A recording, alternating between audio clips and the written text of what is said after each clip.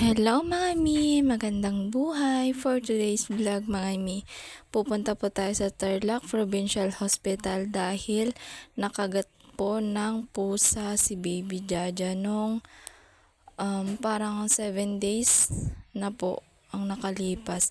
Ayan, nakiano na po kami kila lola ko. Ayan, for the go po tayo dahil kinakabahan po kami kung ano man po mangyari. So, ayan po, ang dami pong taong nakapila. Kaya pumunta muna kami dito sa gilid mga mi dahil ay naku, sobrang init mga mi. Pinasa naman po namin yung ID namin. Kaya ayan, tamang hintay po muna kami dito sa gilid. Kasama ko po pala ang aking sisterette, ang aking pamangkin at ang aking ninong. So, ayan mga mi, hindi ko na nabidyohan dahil sobrang init. Ayan mga mi, hindi po pala siya nabakunahan mga mi dahil po obserbahan pa po namin yung pusa hanggang 13. So, ayan mga mi, pagka uwi po namin sa Paniki, ayan, kumain muna po kami sa Sisig Street mga mi dahil sobrang gutom na po kami niyan.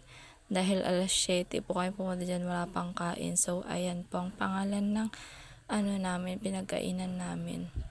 Ayan, si Mother Lily po palang nagbayad ng aming kinain dito sa Sisig Street. Ayan, marami po kayong pagpipilian dito, mami. Tamang hintay lang po. Ayan, kasama rin po namin ang aking lola. So, ayan na si Baby Jaja, parang wala lang. Ayan, bumili siya ng pagkain na ano ba yan, bunny bear, basta yun, yung kinding yun. Ayan, nagre-reklamo ang aking mami dahil hindi daw malamig ang tubig nila. So, ayan, napakalaki ng electric pan nila pero parang apoy naman yung binubuga. Ayan, natatawa kami sa binigay nila na pagkainan. O, gusto pang iuwi ng aking mami, lagay ko na daw dun sa bag. O, diba? For the go.